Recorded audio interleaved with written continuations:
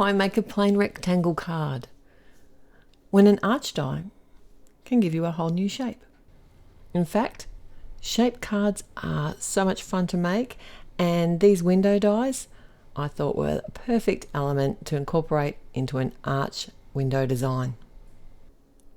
I decided to go with a retro vibe today, and I thought it'd be fun to create some shaped cards. Now, the arched windows gave me the idea to create an arch window scene and make an arch shaped card that's going to coordinate.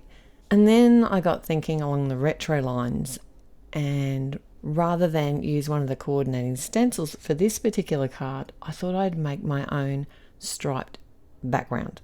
Now, to do that, I just grabbed out the colors that I wanted, and I'm using the grid lines on my glass mat here to try and keep all of these stripes about the same size. It doesn't need to be perfect. And I'm just using some masking tape here and lining it up with those grid lines. When it comes to making shaped cards, it doesn't have to be arches, obviously. You can make any shape that you like. I decided to go with the arches, like I said, because it really does coordinate well with the arched window dies that I'm using here, but you could use anything that you have. Nesting dies are a fantastic place to start, and Altenews layered arches have lots of increments in their layers, and it's a really fun shape. It's got a really quite a long, narrow arch, so it's going to fit into an envelope perfectly. Now I like to use the biggest of the nesting dies typically when I'm making a shaped card, but you can make it as small as you want, even down to a shaped like a note card or even a gift card if you prefer. One thing you do need to be aware of is that there needs to be somewhere for it or somehow for it to stand. Now this window here that I'm making, I didn't quite grab enough colors, and I'm just holding the arch window over top of my stripes and decided that I needed to come in and add one more. And that's the great thing about these coordinating ink sets, is I could just grab that next color in between that I hadn't originally picked up. So that worked out really well for me. And this Teal Tempest, this is my darkest color. And what I did with the colors at each end of this window is I just extended them a little bit further, because I am using this as a negative space, and having it larger than the space that you're going to cover means that you won't see any of those gaps. But of course you could just do the exact arch shape if you prefer. So let's get back to the shaped card, and this one is going to be a top fold. Now I've got a piece of, this is an 80-pound cardstock, and I'm adding a score line at 5.5 inches. Now this is where I want my card to fold. So when I'm using my shaped die, I'm making sure to overlay the very top of it, because I want the arch at the top on this card. I'm making sure to pop the top of the arch just over the crease of that die. There's a few different ways to do this. This is one of the easiest, as long as your die cutting machine can tolerate 2 layers of cardstock as you're rolling it through. Another way that you could do it is to cut 2 of the arch dies separately. Put a score line at about half an inch down from the top on the back panel, what's going to be the back panel, and then adhere them together. Now I'm not too worried that there's that little divot at the very top of the card, because I am going to be adding my other arch over top of this, and this will be cut out in its full size. And I decided to cut the window and the largest of the arch dies at the same time, but you can cut them separately if you prefer. Now I wanted a black border on the inside of my window, so I did need to cut away the little window panes, but you could leave those in if you prefer. I just wanted a more clean and simple feel on this card, and I do love adapting my dies to make them suit what I want them for. Or my die cuts, I should say. I don't generally muck around with the dies themselves. Now, I stamped a sentiment on the front and used a couple of those little bird images. These ones are in the same set with the stencils, and I just added some pigment ink to add a little bit of interest to the design and keep that kind of calm, serene feel, which is the whole vibe of this Craft Your Life kit. Now, to hold that black window frame in place, I did add some double-sided tape behind the panel, and I cut down the ink blended panel using the slightly smaller arch die, and then adhere that to the front of my top fold card base. And because I love dimension, you don't have to do this step. If you want to keep the card flat, you could simply adhere this directly over top. You could even do your ink blending directly onto the front card panel. But personally, I prefer to work on separate sheets or pieces of 80-pound cardstock and layer them up. I don't find that it gets too bulky unless you want to add lots of dimension. So onto the second card design now, and they're going to keep with the arch theme here because I'm going to make a second shaped card using the same shape, the arch's shape, but this time I'm going to change it up and make this one a side fold card. I'm going to use the same colors here, but this time I'm going to ink blend a sunset background. Now you might notice I haven't started with the darkest color here. I've only got a limited amount of space here to create my sunset, and I don't want to overpower it with the darkest colors straight up. So what I find is easier to do is I started with my second darkest color, and then once I'd finished that blending, I could come in with that red, and I literally just used what was left on the brush.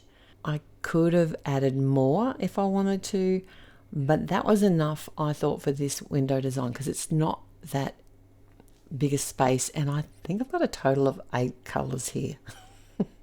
I did the same at the top of the sunset. I used the second darkest color rather than go straight for that real deep teal color. And I like to kind of work from the top and from the bottom to the middle and come back in with my ink blending colors and re-blend over top with the lighter ones if I find they're not looking smooth enough. But be careful not to add too much of that dark color straight up because it can become overwhelming. This is such a beautiful color, this teal, and it adds that real sort of sunset or sunrise sky feeling. And I think these colors, this retro vibe, is a lot of fun. Now this is a layering stencil, so the second layer, I could have left it white and kept those cloud images white, but I decided to use the mint chalk, like the really light teal color here, because there is still going to be white space on this card surrounding it once I put it all together. So I thought I didn't need much more white space. I stamped one of the tree images from the set. If you're not going to use the whole layered window die with all the shutters and everything, I would recommend that you mask off the side of your window frame before you stamp like the tree or any other images off the edge, because if you don't add the shutters on the side of the window frame, you are going to see the edge of that tree. I've actually used this same nesting die in a shaped card before, but I did it as a landscape card and had the curve of the arch to the right. So don't feel limited in the fact that you need to do like a portrait style card. Look at your dies differently because you might be able to really change it up and make something unique and fun.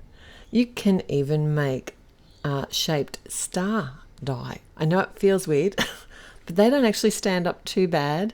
The other thing is if you have got a rounded shape like a circle, or say you wanted to sit this arch die with the curve at the base instead of at the top, then I would just create it very similarly to what I've done here today, but then on the back panel where the curve is, just snip away a tiny little piece of the curve, and that's going to stop it from rocking. It's going to allow it to be able to stand up like a normal card would. So I did have this particular frame. I had it all sorted. I was going to be able to put the window with the shutters in place and fit beautifully on the front of my nesting arch die. But I don't know if you've noticed what I've done here is when I cut out the panel, the white panel to go on the front of the card, I cut the wrong size nesting die. It's the smaller version that I've cut out. And I didn't want to start again, so I just went with that. But I decided to I think it still needed that extra bit of white space. So I fixed it by creating the base of the card using the largest nesting arch and then laying my panel over top of that instead. It wasn't exactly what I had planned. You can see a slight edge, you'll see in a moment when I cut it out, but I just think it looks a bit too cramped on this smaller nesting die. But to create the left side fold, this is an A2 side fold card that I'm working on, and I've butted up the largest nesting die against that lower edge of the card base and against the left hand side. So when I ran it through my die cutting machine, it's now folding. It's a shape card folding from the left. It's not a top fold, it's a side fold card. Use your words, Therese. And then I could just layer that smaller arch on top. It does give it a little bit more depth than what I was planning on. And I could have started again, but hey, is it a creative opportunity?